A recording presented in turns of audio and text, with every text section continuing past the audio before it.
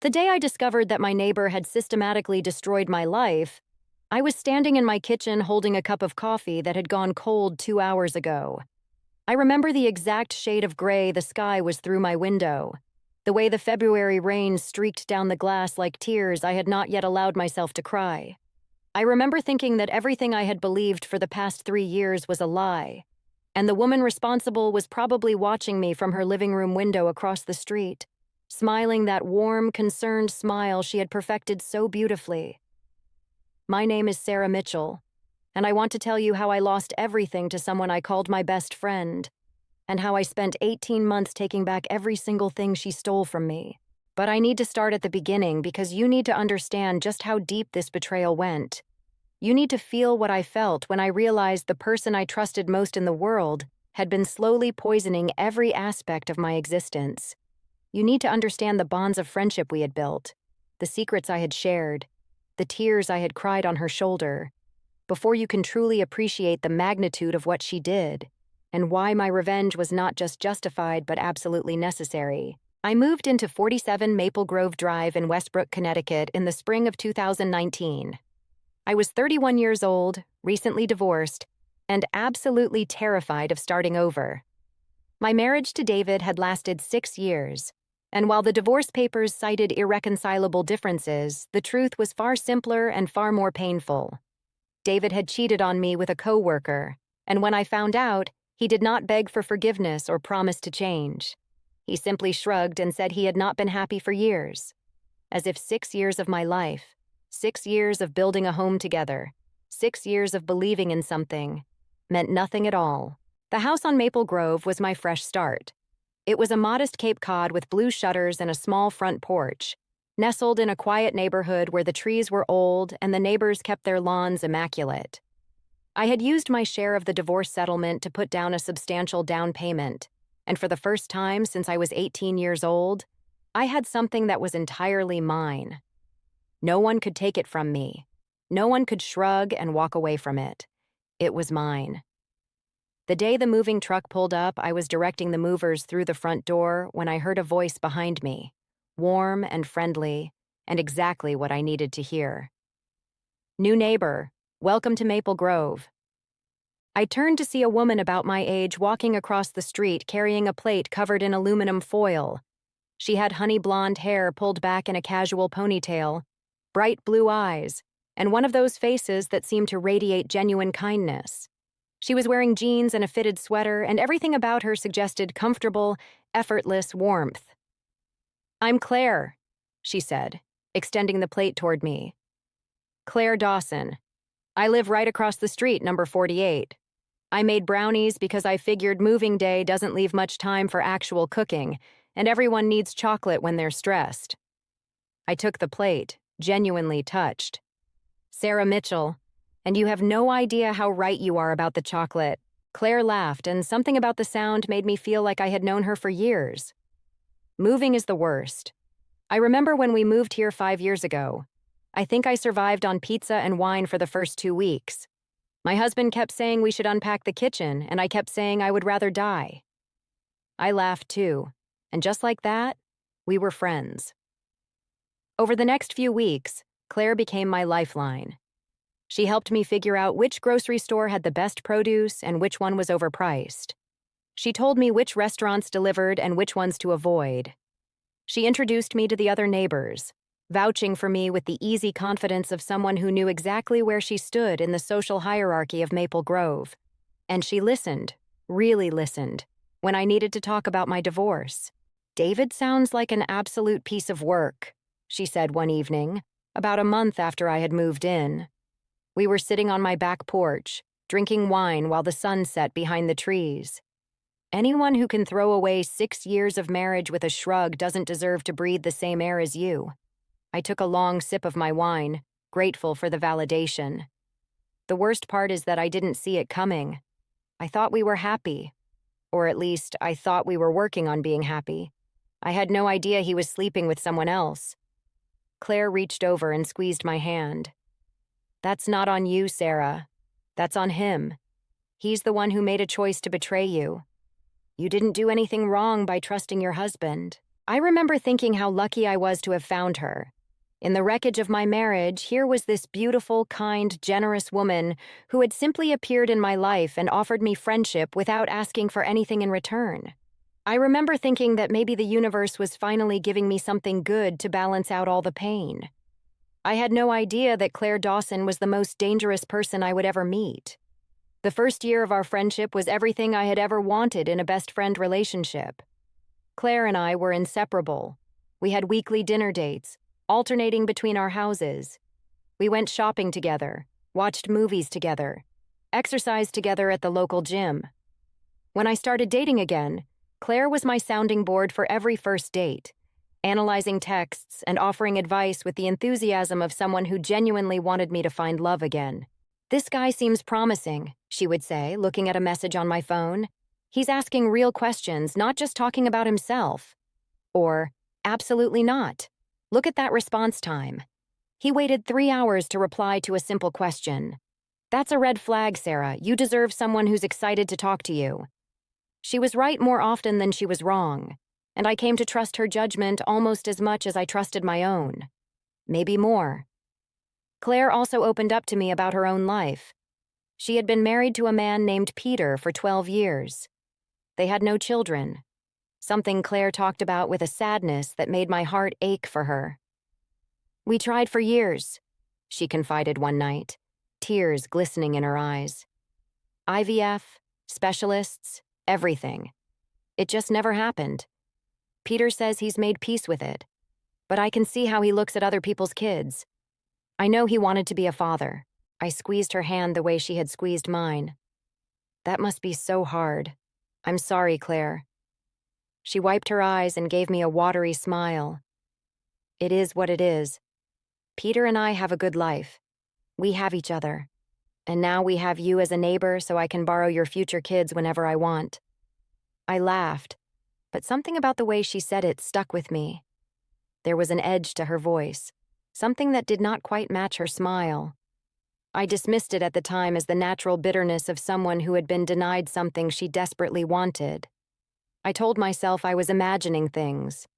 I was not imagining things. In the fall of 2020, I started seeing someone seriously for the first time since my divorce. His name was Jake Winters, and he was a financial analyst I had met through a dating app. He was smart, funny, and seemed genuinely interested in building something real. After a few months of dating, I was cautiously optimistic that maybe this could go somewhere. Claire was thrilled for me, or at least that is what she said. "Jake sounds amazing," she gushed over coffee one morning. "When do I get to meet him? I need to give him the best friend seal of approval." "Soon," I promised. "I just want to make sure this is going somewhere first. You know how it is. I don't want to introduce him to everyone and then have it fall apart." Claire nodded, but there was something in her eyes that I could not quite read. "Of course, take your time. I just want you to be happy, Sarah." 2 weeks later, Jake stopped returning my calls. It was sudden and inexplicable. We had just had a wonderful weekend together, talking about future plans, discussing where we might want to travel together. He had kissed me goodbye on Sunday evening and said he would call me the next day. He never did. For 3 days, I sent texts that went unanswered. I left voicemails that were never returned. On the 4th day, I got a short, curt message that said he did not think we were right for each other, and he was sorry for wasting my time. I was devastated. I went to Claire's house that night, bottle of wine in hand, and cried on her couch for hours. "I don't understand," I kept saying. "Everything was perfect. What changed?" Claire held me while I sobbed. "Some men are just like that, Sarah. They get scared when things start getting real. This isn't about you. This is about him and his inability to commit." But we talked about commitment. He brought it up. He was the one talking about the future. Claire shook her head sympathetically. "Talk is cheap. When it came down to actually stepping up, he ran. You're better off without someone like that." I believed her. I trusted her. I had no reason not to. It would be 2 years before I learned that Claire had messaged Jake from a fake social media account. pretending to be a concerned friend who wanted to warn him that I had a history of obsessive behavior with ex-boyfriends. She had fabricated stories about restraining orders and mental health episodes. She had told him I had keyed my ex-husband's car and showed up at his workplace making scenes. None of it was true, but Jake had no way of knowing that. He was a decent man who had been frightened away by expertly crafted lies. But I did not know that then. All I knew was that I had lost another chance at love, and my best friend was there to comfort me through it. After Jake, I threw myself into my work. I was a registered nurse at Westbrook General Hospital, working in the oncology ward. It was demanding, emotionally draining work, but I loved it. There is something about helping people through the worst moments of their lives that puts your own problems in perspective. My patients reminded me every day that life was precious and unpredictable, and that wallowing in self-pity was a luxury I could not afford. I also started focusing on improving my house. With the money I was saving by not dating, I decided to renovate my kitchen. I hired a contractor named Marcus Thompson, who came highly recommended by several people in the neighborhood. Marcus was a widower in his late 30s, quiet and thoughtful, with the kind of steady presence that made you feel like everything would be okay. He was also, I could not help but notice, quite attractive. But I was not looking for romance. I was focused on getting my life back on track, and that meant no distractions. Marcus was professional and friendly, and we developed an easy rapport as the renovation progressed. He was there early every morning, worked diligently through the day, and always cleaned up before he left. He asked my opinions about design choices and genuinely listened to my answers. After months of feeling invisible and unwanted, it was nice to feel like my voice mattered. Claire was less than thrilled about Marcus. "I don't trust him," she said one afternoon, watching through my window as Marcus loaded materials out of his truck. "Something about him seems off." I frowned, surprised by her tone. "Off how? He's been nothing but professional." "I don't know. I just get a bad feeling. You should have him investigated or something. You don't know anything about him." I laughed, thinking she was joking. "Claire, he's a contractor. He's renovating my kitchen. I'm not going to have him investigated like he's some kind of criminal." Claire shrugged, but her expression remained troubled. "I'm just looking out for you. You're too trusting, Sarah. After what happened with David and Jake, you should be more careful about who you let into your life." At the time, I thought she was being overprotective. I thought her concern came from a good place. I thought she genuinely cared about my well-being and was just being cautious on my behalf. I was wrong about so many things. In the summer of 2021, something happened that should have been a happy occasion, but instead became the first crack in my perfect friendship with Claire. I got a promotion at work to become the head nurse of my department. It came with a significant salary increase and a lot more responsibility, and I was thrilled. I had worked hard for years, and finally, that work was being recognized. I told Claire over dinner at her house, expecting her to be excited for me. Instead, her reaction was strange and muted. "That's nice," she said, her smile not quite reaching her eyes. "More money is always good."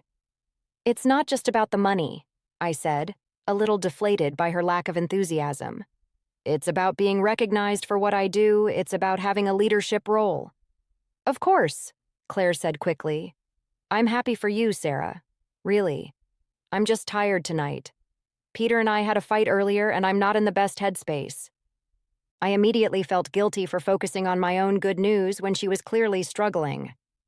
"What happened with Peter?" Claire sighed heavily. "Same old thing. Money stress. He's been passed over for promotion again, and we're barely making ends meet as it is. Meanwhile, you're getting raises and renovating your kitchen and living your best life." There was something bitter in her voice, something I had never heard before. I reached across the table and took her hand. "Claire, if you're having money trouble, I can help. I can lend you whatever you need. You're my best friend."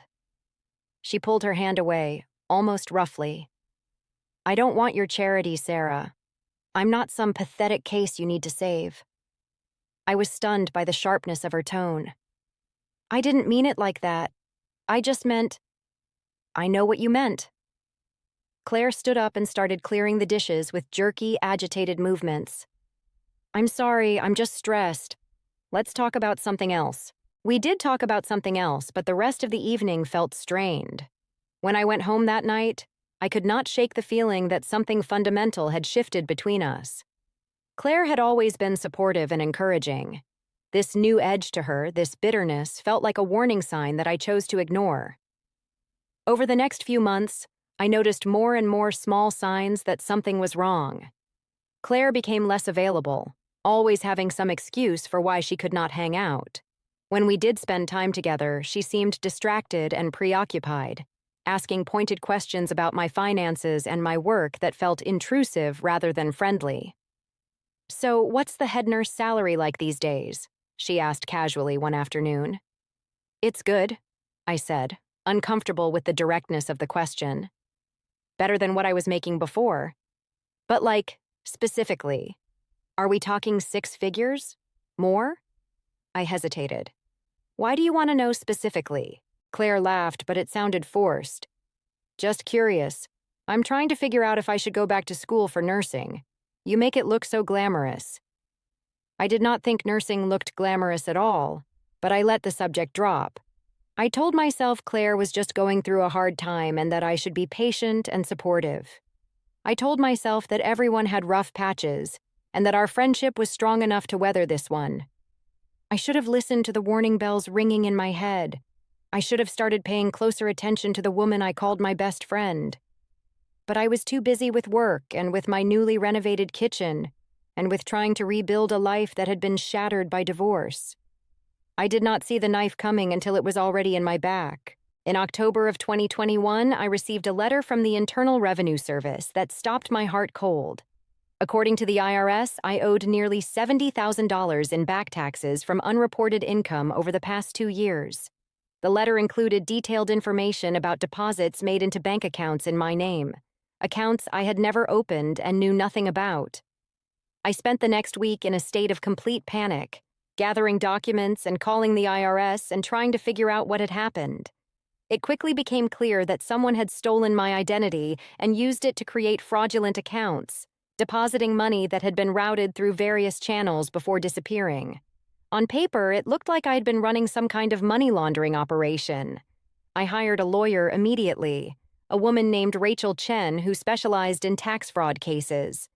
She was brisk and efficient and terrifyingly expensive, but she also gave me hope that we could resolve this nightmare.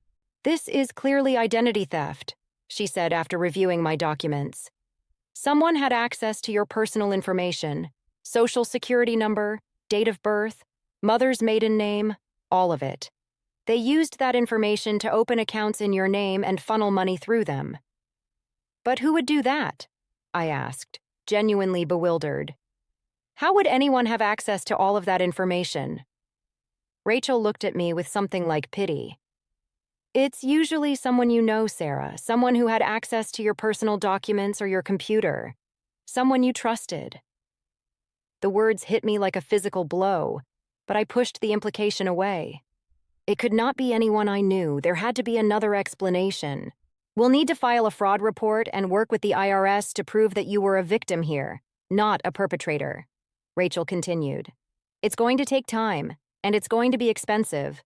The good news is that cases like this are often resolved in the victim's favor once the investigation is complete. The bad news is that the process can take months, even years." I left her office feeling like I was walking through a nightmare. $70,000.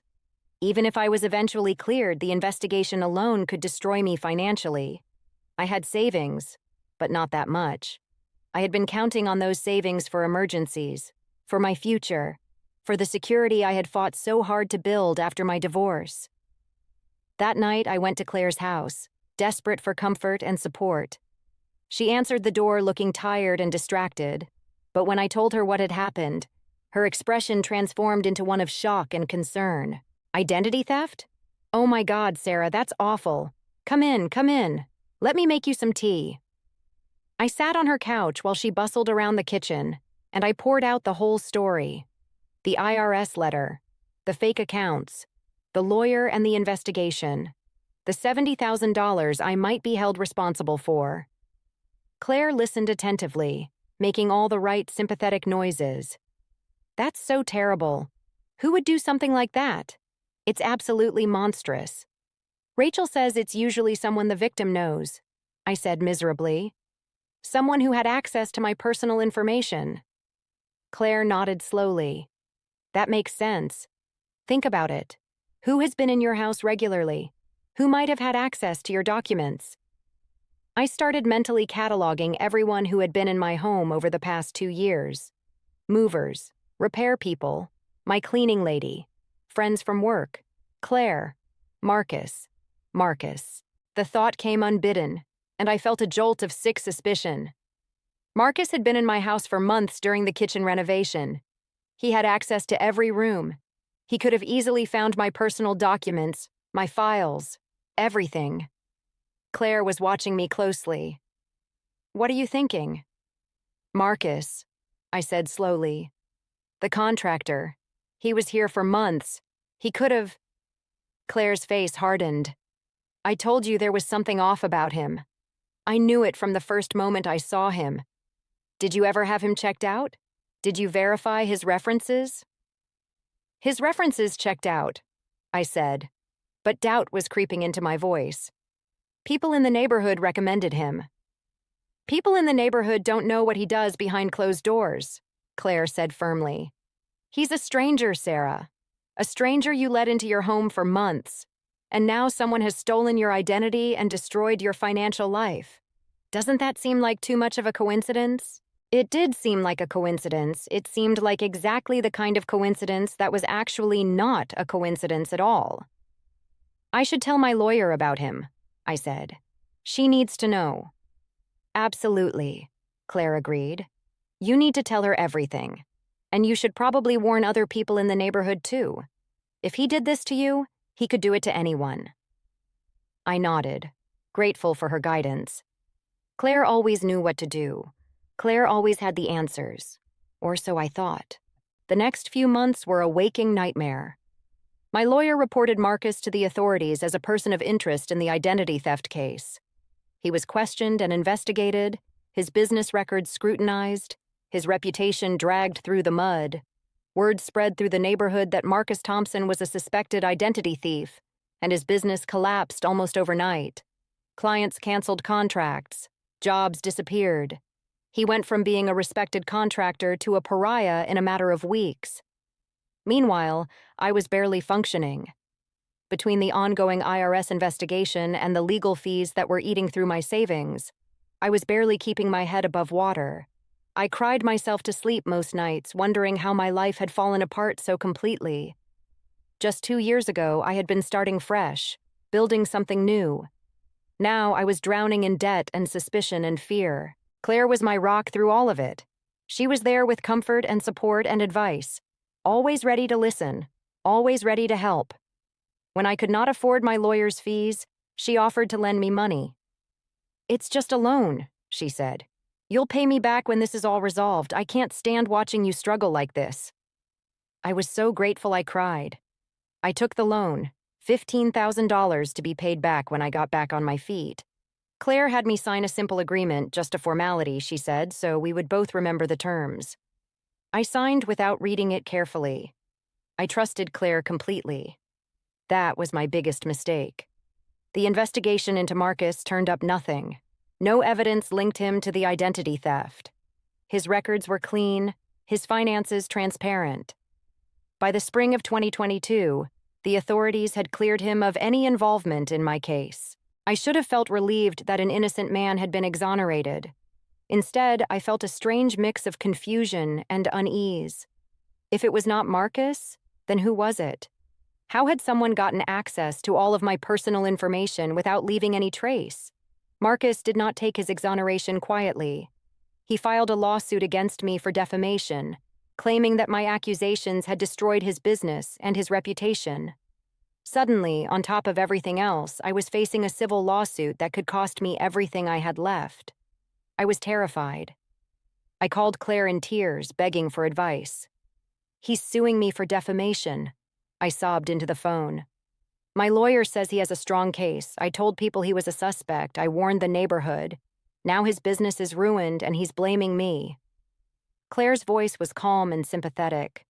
That's awful, Sarah, but you were just protecting yourself. You had every reason to suspect him. My lawyer says I need to settle. She says if this goes to trial, I could lose my house. There was a pause on the line. Settle how? Financially? Yes. She's talking to his lawyer about a settlement amount. It could be tens of thousands of dollars. Another pause. Well, you do have equity in your house, and your promotion came with a good salary. Maybe you could refinance? Something about her tone made me uncomfortable. She was not expressing shock or outrage or sympathy. She was immediately thinking about my finances, about my assets, about what I had to lose. I can't refinance, I said.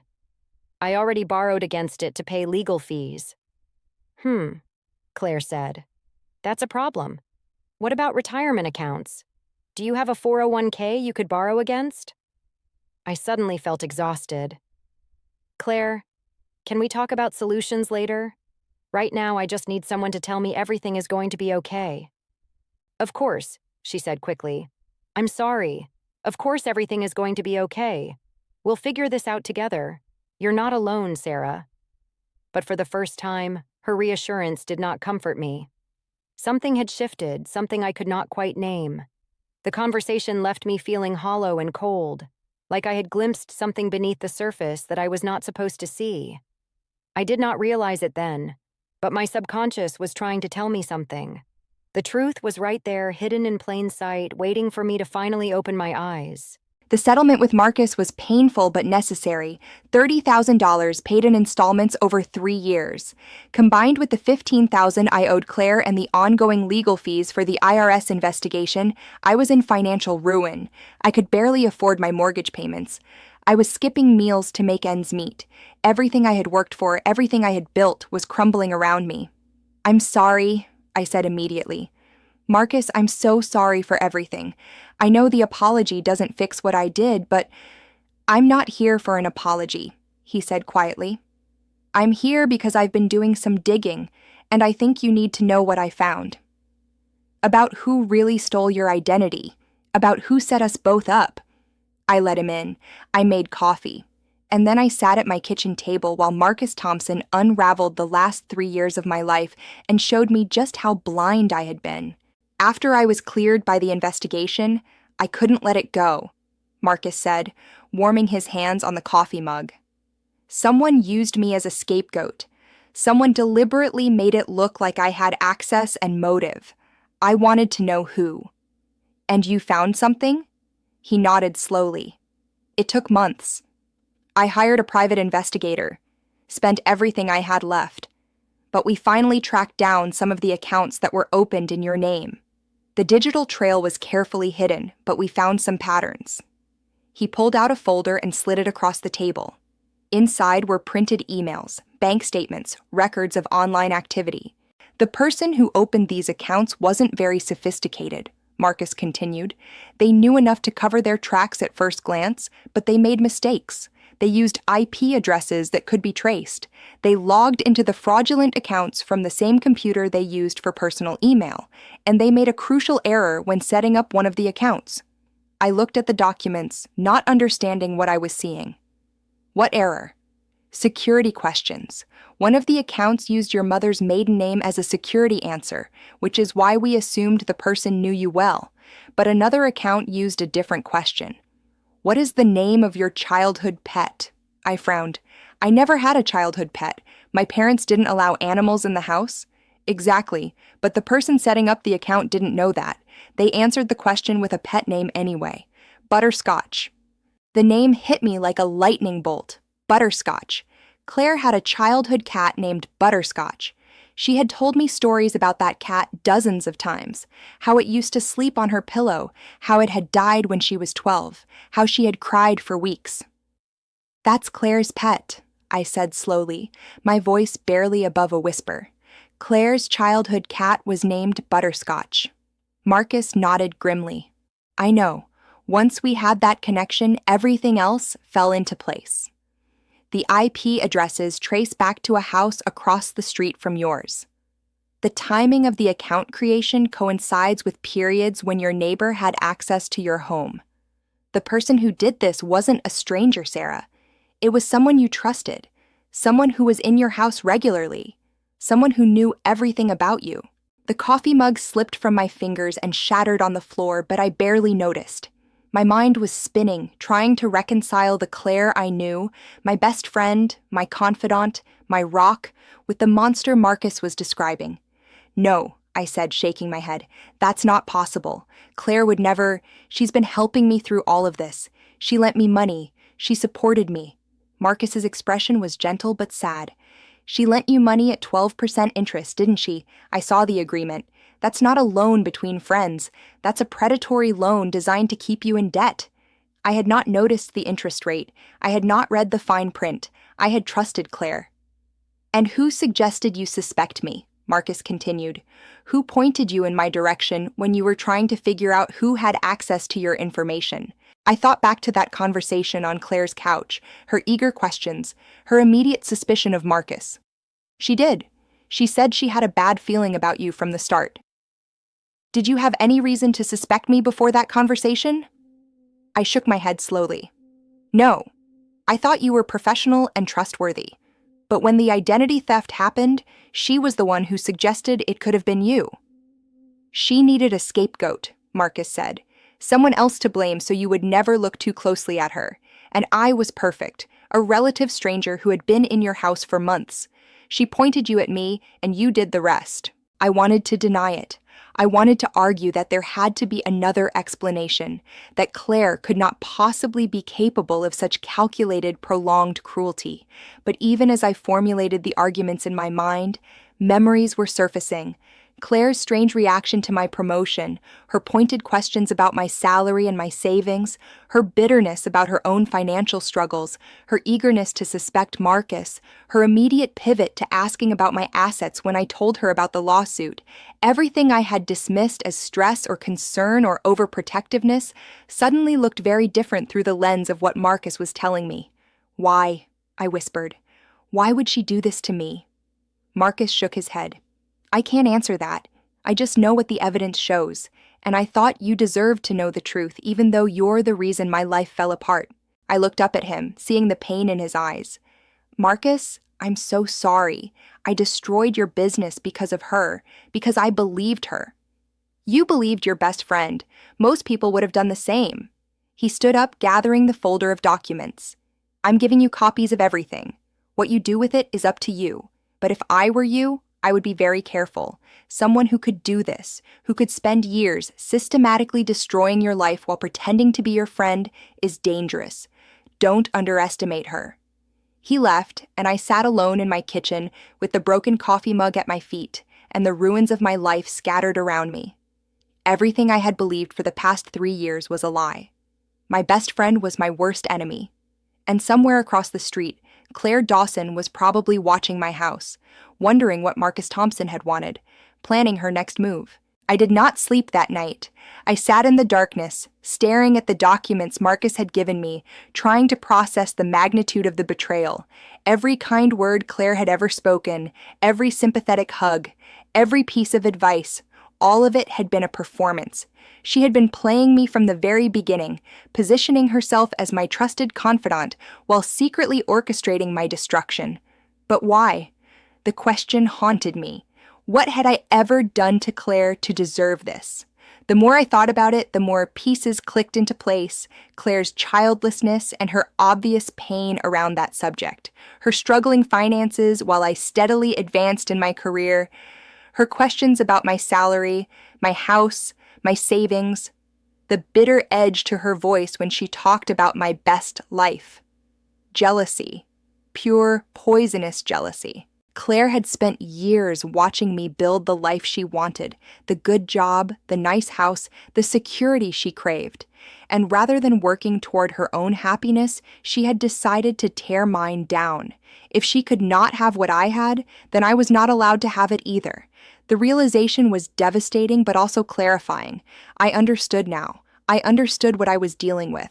And for the first time since this nightmare began, I felt something other than despair. I felt angry. The next few weeks were a careful dance. I knew that confronting Claire directly would be satisfying but ultimately counterproductive. She would deny everything. She would manipulate the situation. She would find a way to make me look like the crazy one. I had seen her operate for years. I knew how good she was at controlling the narrative. No, I needed a different approach. I needed evidence. I needed proof that would be undeniable, proof that would expose her completely, and I needed to be patient. I started keeping detailed records of every conversation with Claire, every text message, every social media post.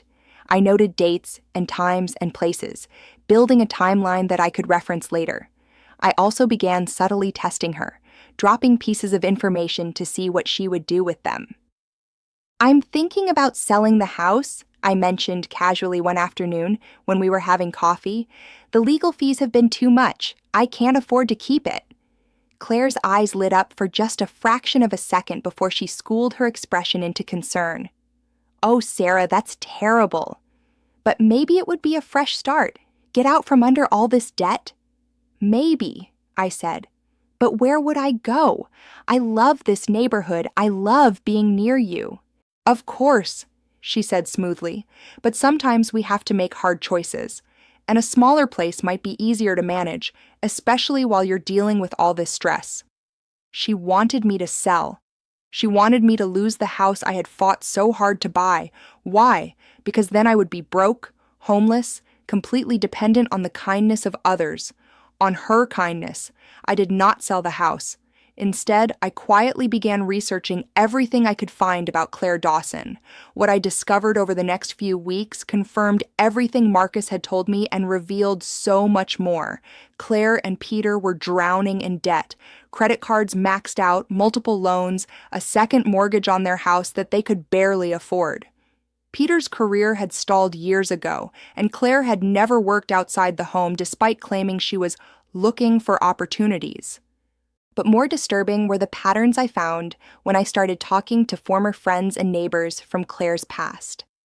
Using social media and some creative internet sleuthing, I tracked down 3 people who had been close to Claire at different points in her life. Each of them had a similar story. "Claire was my best friend for 2 years," said a woman named Denise, who had known Claire before she moved to Maple Grove. "Then I got engaged to a wonderful man. And suddenly, everything went wrong. My fiancé started getting anonymous messages saying I was cheating on him. My car was vandalized. My social media was hacked. I never could prove it was Claire, but the problem started when she came into my life and stopped the moment I cut her off." Another woman, Jennifer, described how Claire had gotten close to her after Jennifer inherited a significant amount of money from her grandmother. "She was so supportive at first," Jennifer said bitterly.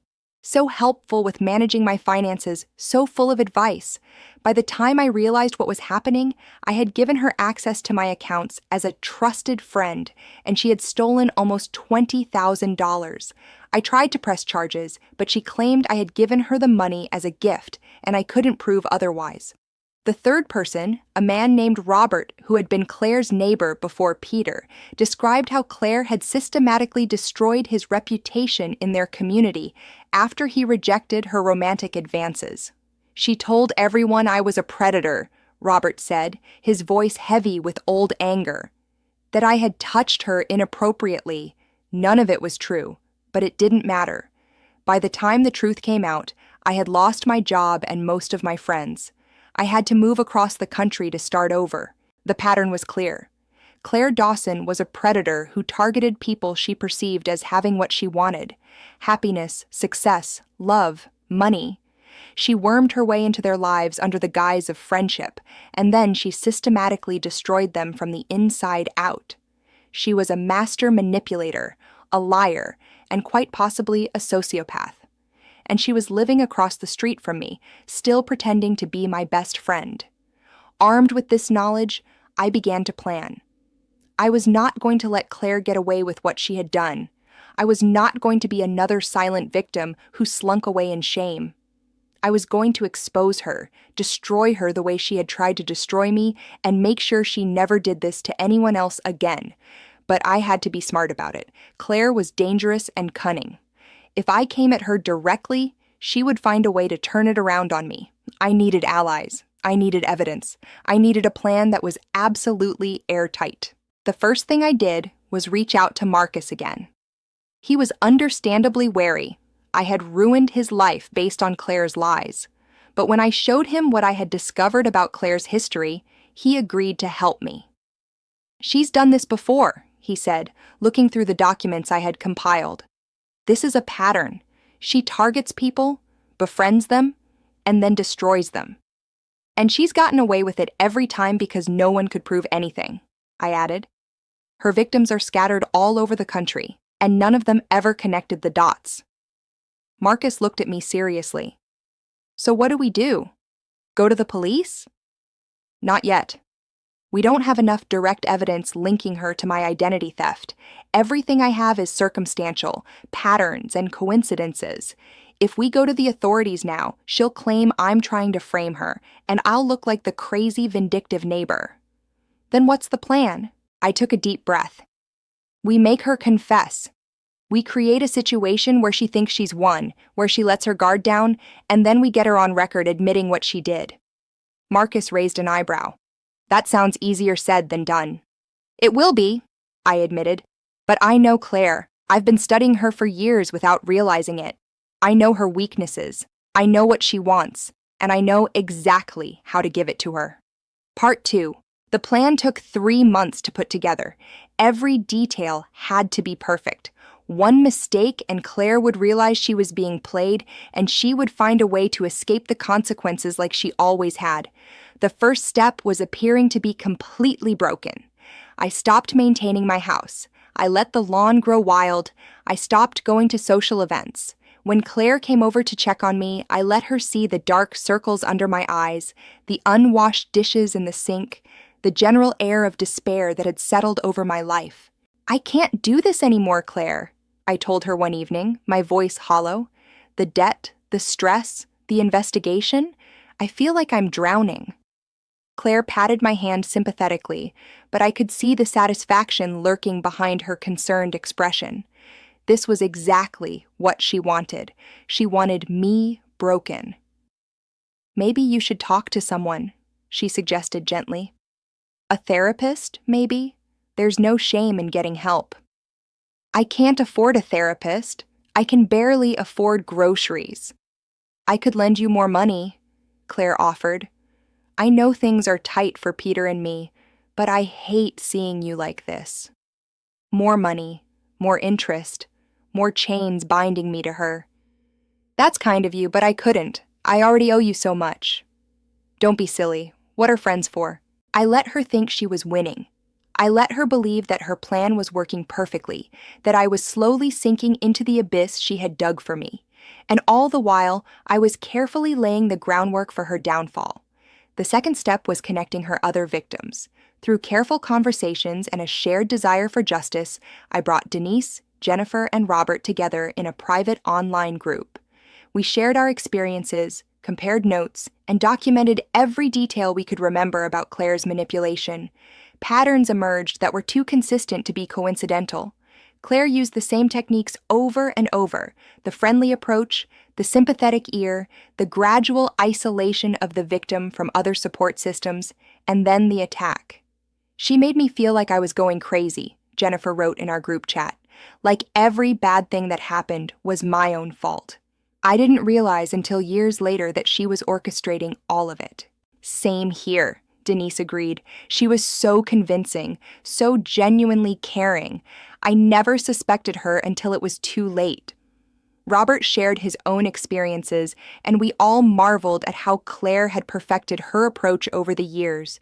She was a skilled predator who had been honing her techniques for decades, but there was power in numbers. Together, we were not isolated victims. We were a pattern, and patterns were exactly what investigators looked for when building cases against criminals. The third step was the most difficult. I needed to get Claire to admit what she had done, and I needed to record it without her knowledge. In Connecticut, recording a conversation without consent was illegal, but there were ways around that. If Claire confessed in a public space, or if I had a witness, or if she communicated her confession in writing, I could use that evidence. I chose writing. I created a fake email address using a generic name and reached out to Claire as a potential victim. I pretended to be a woman named Susan, who had just moved to a nearby town and was looking for advice on how to manage a difficult neighbor, namely me. I heard through the grapevine that you dealt with your neighbor Sarah and that she ended up in financial trouble, I wrote, carefully crafting my persona. I'm having a similar issue with someone in my neighborhood, and I was wondering if you had any tips on how to handle it. It was a risk. Claire might suspect a trap. She might ignore the message entirely, but I was counting on one crucial thing: her ego. Claire loved to be admired, loved to be seen as clever and capable, and if she thought someone was asking for her advice, asking to learn from her methods, she might not be able to resist showing off. I was right. Claire responded within 24 hours, curious but cautious. We exchanged messages over the next few weeks, building a rapport. I played the role of an envious, desperate woman who wanted what her neighbor had and was willing to do whatever it took to get it. I mirrored Claire's language, her attitude, her approach. I became the kind of person she would trust, someone just like her. Slowly, carefully, Claire began to open up. She dropped hints at first, oblique references to creating opportunities and helping people find their proper place. But as our correspondence continued and her guard lowered, she became more explicit.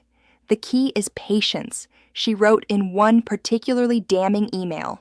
You can't rush these things. You have to become indispensable first. Make them trust you. Make them rely on you. Then, when you start pulling the threads, they won't suspect a thing because they'll never believe their best friend would hurt them. I read those words with shaking hands. This was it. This was Claire confessing her methodology, laying out exactly how she manipulated her victims. But I needed more. I needed her to specifically reference what she had done to me.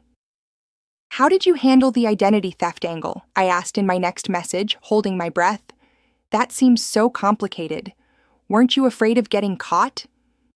Claire's response came the next day, and it was everything I had hoped for and more. Identity theft is actually easier than most people think if you have access to someone's personal documents. My neighbor was ridiculously trusting. She left her important papers in a filing cabinet in her home office and gave me free run of her house because she thought we were best friends.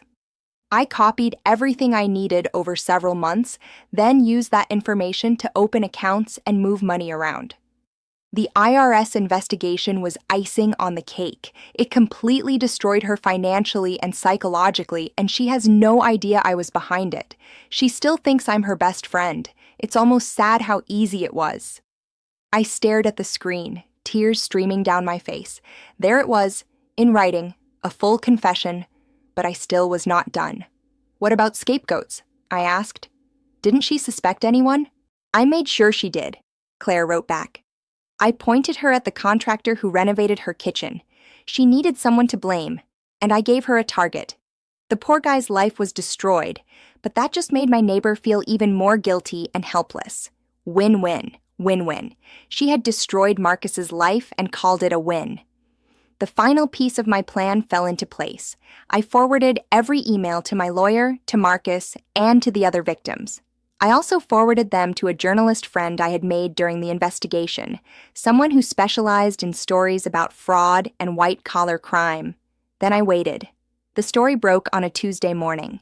The headline read, "Neighborhood Nightmare, Woman Accused of Years-Long Scheme to Destroy Best Friend's Life." The article detailed everything: the identity theft, the false accusations against Marcus, the pattern of behavior with previous victims, and Claire's own words admitting to what she had done. The response was immediate and overwhelming. Claire's picture was splashed across local news sites. Former victims came forward with their own stories. Neighbors who had thought of Claire as a kind, friendly woman suddenly saw her in a different light. Peter, confronted with undeniable evidence of what his wife had done, moved out of their house within a week. And the police came calling. Claire was arrested and charged with multiple counts of identity theft, fraud, and criminal harassment.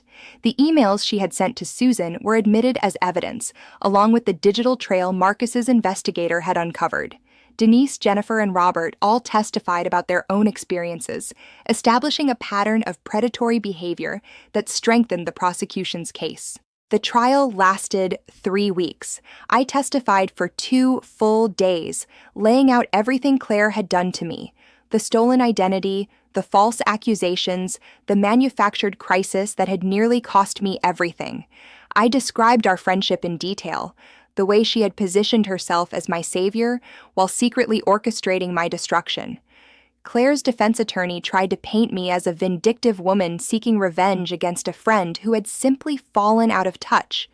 But the evidence was too overwhelming, the emails were too explicit, the pattern was too clear.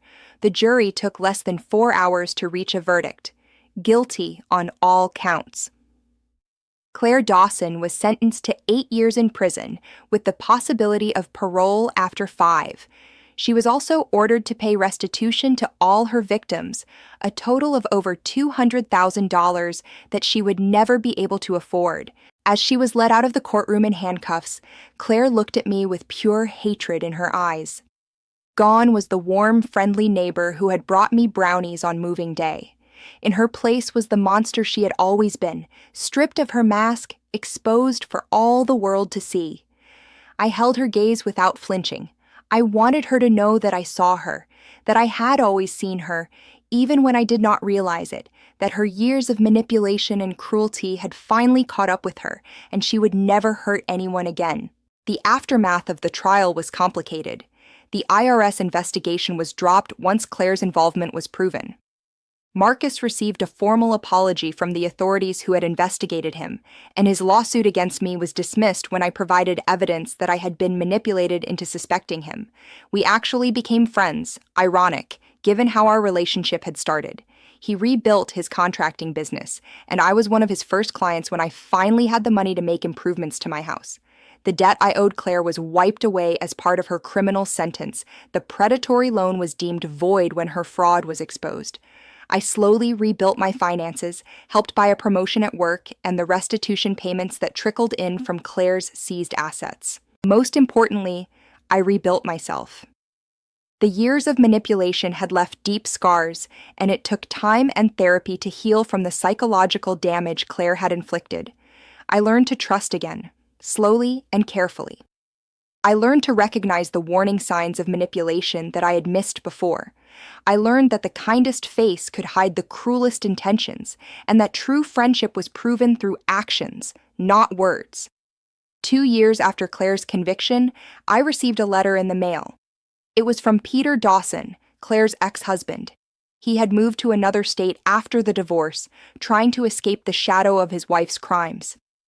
"I wanted to apologize," he wrote.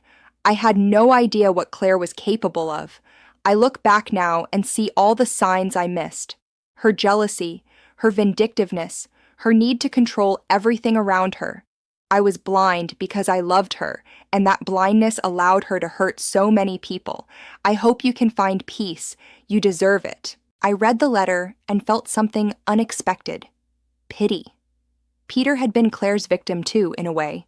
He had spent 12 years married to a monster without ever seeing her true face. His whole life had been built on a lie. I wrote back, brief but kind. I told him that I understood, that we had all been taken in by Claire's performance. I told him that I hoped he found happiness in his new life. And I meant it. The anger that had sustained me through the investigation and the trial had faded, replaced by a quiet satisfaction. Justice had been served. Claire would spend years behind bars, and everyone who had ever trusted her now knew the truth about who she really was. I had won, but the victory felt hollow in some ways. I had lost years of my life to Claire's manipulation. I had suffered financial ruin, emotional devastation, the destruction of relationships I valued. I had accused an innocent man and nearly ruined his life. The damage Claire had done would never fully be undone. Still, there was something powerful in the simple fact that I had survived. Claire had tried to destroy me, and she had failed. I was still standing. I was still fighting. I was still me. Last spring, almost 4 years after I had first moved into my house on Maple Grove Drive, I hosted a small dinner party. Marcus was there, along with a few colleagues from work and some new friends I had made in the years since Claire's arrest. We ate and laughed and talked about nothing particularly important, and I felt something I had not felt in a very long time: contentment. After everyone left, I stood on my front porch and looked across the street at Claire's old house. A young family had moved in after Peter sold it, a couple with two small children who played in the yard and waved at me when they saw me. I waved back. The house looked different now, full of life and noise and normal, everyday chaos. The darkness that had once lived there was gone, replaced by something bright and hopeful. I thought about Claire, locked away in her cell, stripped of everything she had spent years trying to take from others. I thought about all her victims, scattered across the country, slowly healing from the wounds she had inflicted. I thought about myself, standing in front of the house I had fought so hard to keep, surrounded by people who genuinely cared about me, and I smiled. Claire had spent years trying to make me believe I was worthless, that I did not deserve the good things in my life. She had tried to convince me that I was weak and helpless and incapable of standing on my own. She had done everything in her power to break me. She had failed. I was stronger now than I had ever been. I knew my worth. I knew my strength. I knew that I had faced the worst that someone could do to me, and I had survived. Not just survived, thrived. As I walked back inside and closed the door behind me, I allowed myself one final thought about Claire Dawson. It was not anger or hatred or even satisfaction. It was simply this: I hope, wherever she is, she understands now. I hope she understands that you cannot build happiness by destroying others. That jealousy and manipulation and cruelty will always, eventually, come back to haunt you. That the universe has a way of balancing the scales, even when it takes years for justice to arrive. I hope she has learned something. I doubt she has. People like Claire rarely do. But I hope anyway, because that is who I am. I am someone who hopes, someone who believes in second chances and redemption and the possibility of change, someone who refuses to let the darkness of others dim my own light. Claire Dawson tried to turn me into her enemy. She tried to drag me down into the pit of hatred and bitterness where she lived. She tried to make me just like her. She failed. And I will spend the rest of my life proving every single day just how completely she failed. The morning after that dinner party, I woke up early and made myself coffee, standing at my kitchen window to watch the sun rise over Maple Grove Drive. The trees were budding with new spring growth. Birds were singing in the branches. The world was renewing itself as it did every year, pushing forward despite all the darkness that tried to hold it back. I thought about the journey I had been on since moving into this house. The divorce, the supposed friendship, the betrayal, the destruction, the rebuilding. Every step had led me here, to this moment, to this quiet morning in my kitchen. I was grateful for all of it, even the pain, even the betrayal, because without those experiences, I would never have discovered my own strength. I would never have learned to trust my instincts. I would never have understood just how capable I was of facing adversity and coming out the other side. Claire Dawson had meant to destroy me. Instead, she had shown me exactly who I was when everything fell apart, and who I was, it turned out, was someone she had severely underestimated. I finished my coffee, put the cup in the sink, and got ready for work. There were patients waiting for me at the hospital, people facing their own battles, their own fears, their own moments of darkness. I would be there for them, the way I wished someone had been there for me, because that is what we do.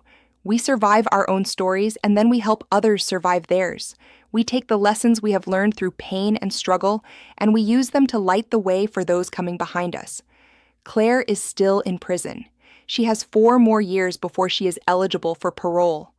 I do not think about her often anymore. She has taken up enough of my mental energy for one lifetime. But occasionally, when I am helping a patient through a difficult diagnosis or supporting a friend through a hard time, I remember her. I remember what she did to me, and I remember what I did in return. Not revenge, really, but something more powerful. Truth. I exposed her. I showed the world who she really was. And in doing so, I freed myself from the web of lies she had woven around me. That is my story. The story of how my neighbor became my enemy and how I ultimately prevailed. It is a story about betrayal and manipulation, about jealousy and cruelty, about the darkness that can live behind the friendliest faces. But it is also a story about strength, about resilience, about refusing to be a victim forever. If you are going through something similar, if someone you trusted has turned against you, if you feel like your world is crumbling around you, if you cannot see any way out, please know that there is hope. There is always hope. The darkness does not last forever, no matter how complete it seems. You are stronger than you know, stronger than the people who hurt you believe. And one day, when you have made it through to the other side, you will look back and realize that you had the power all along. I believe in you. Because I was you once. Broken and scared and certain that I would never recover. And look at me now, standing in my kitchen, watching the sunrise, ready to face whatever comes next. The betrayer becomes the exposed. The victim becomes the victor. And the neighbor who turned into my enemy became nothing but a cautionary tale and a distant memory. That is not just my ending. It is my new beginning. And I would not have it any other way.